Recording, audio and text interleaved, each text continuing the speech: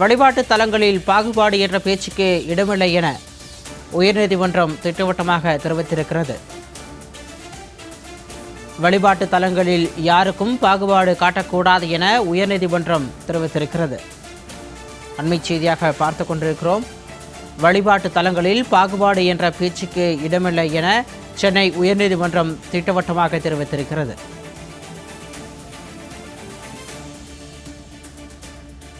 வழிபாட்டு தலங்களில் யாருக்கும் பாகுபாடு காட்டக்கூடாது என சென்னை உயர்நீதிமன்றம் திட்டவட்டமாக தெரிவித்திருக்கிறது.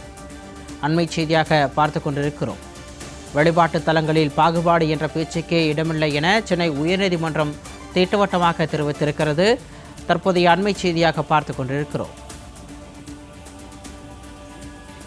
காஞ்சிபுரம் வரதராஜ பெருமாள் கோயிலில் உள்ள மணவாள மாமுனிகள் சன்னதியில் பிராமணர் அல்லாத பக்தர்களுக்கு தீர்த்தம் வழங்குவதில் பாகுபாடு காட்டப்படுவதாக தொடரப்பட்ட வழக்கில் வழிபாட்டு தலங்களில் பாகுபாடு என்ற பேச்சுக்கே இடமில்லை என சென்னை உயர்நீதிமன்றம் கருத்து தெரிவித்திருக்கிறது.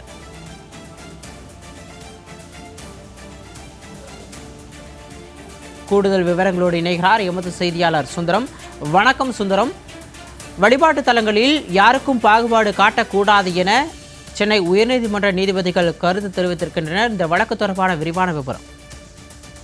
வணக்கம் சிந்தாமணி. அதாவது காஞ்சிபுரம் வரதராஜ பெருமாள் கோயிலில் உள்ள மணவாள மாமுனிகள் சன்னதியில் பிராமணர் அல்லாத தென்கல வைணவ பக்தர்களுக்கு தீர்த்தம் மற்றும் பிரசாதம் வழங்குவதில் பாரபட்சம் காட்டுவதாக மாதவ ராமானுஜதாசன் என்பவர் சென்னை உயர்நீதிமன்றத்தில் ஒரு பொதுநல வழக்கை தாக்கல் செய்திருந்தார். அந்த வழக்கில் பிராமணர் அல்லாத பக்தர்கள் வரதராஜ பெருமாள் கோயிலில் உள்ள மணவாள மாமுனிகள் சன்னதியில் பிரதான வாசல் வழியாக அனுமதிக்கப்படாமல் பக்கவாட்டு வாசல் வழியாக அனுப்பப்படுவதாகவும் 4000 திவ்ய பிரபந்தம் பாட அனுமதி மறுக்கப்பட்டுள்ளதாகவும் அவர் அந்த மனுவில் குறிப்பிட்டிருந்தார். இந்த வழக்கை நீதிபதிகள் ஜெயச்சந்திரன் மற்றும் மனோகரன் ஆகிய அடங்கிய அமர்வில் விசாரணை வந்தபோது கோவில் நிர்வாகம் தரப்பில் ஆஜரான வழக்கறிஞர் ஆழ்வார்கள் மற்றும் ஆச்சாரியர்கள் சன்னதிகள் மிக குறுகிய இடவசதி கொண்டதாக இருப்பதாலும் சேவா கால நேரங்களில் பணியில் இருக்கும் முறைதாரர்களே உள்ள முழுமையாக நிற்க முடியாத சூழல் நிலவுவதாலும் பொதுப்பணி பக்தர்கள் சன்னதிக்கு வெளியே நிறுத்தப்படுகிறார்களே தவிர இதில் எதுவித சாதிய பாகுபாடும் இல்லை எனவும் விளக்கமளிக்கப்பட்டது.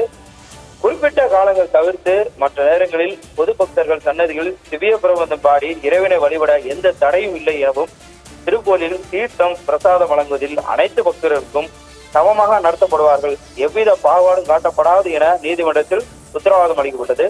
இந்த உத்தரவாதத்தை ஏற்றுக்கொண்ட நீதிபதிகள் இறைவன் பார்வையில் அனைத்து உயிர்களும் சமமானவர்கள், இறைவன் யாரிடமும் பாகுபாடு காட்டுவதில்லை என்ற பகவத்கீதையின் வாசகத்தை சுட்டிக்காட்டி வழிபாடு தலங்களில் யாருக்கும் பாகுபாடு காட்டுவதற்கு இடமே இல்லை என திட்டவட்டமாக தெரிவித்தனர்.